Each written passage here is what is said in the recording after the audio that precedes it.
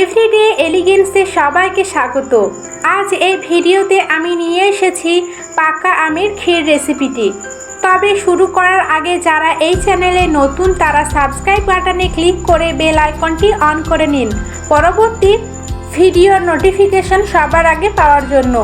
এই রেসিপিটির জন্য আমি নিয়ে নিয়েছি 500 গ্রাম আতপ চাল, আর প্রয়োজন মতো পাকা আম, পরিমাণ মতো চিনি, স্বাদ মতো লবণ, এলাচ।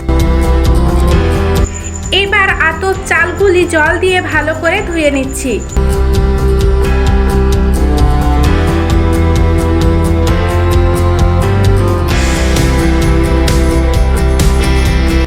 এবার চুলাতে একটি হাঁড়িতে জল বসিয়ে দিয়েছি।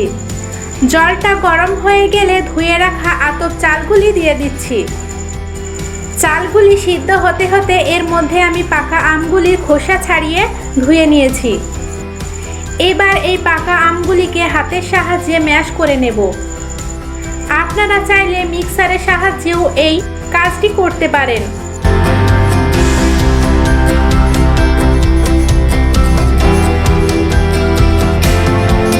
অন্যদিকে আতপ চালগুলি একটু সিদ্ধ হয়ে আসলে এর মধ্যে 500 ml দুধ দিয়ে দিচ্ছি।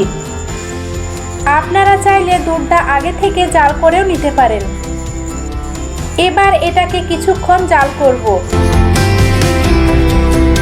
এরপর এর মধ্যে ম্যাশ করে রাখা পাকা আমগুলি দিয়ে দেব।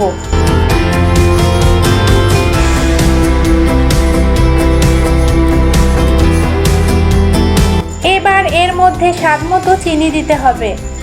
চিনিটা বুঝে দিতে হবে, কারণ পাকা আমের জন্য কিছুটা মিষ্টি স্বাদ আসবে।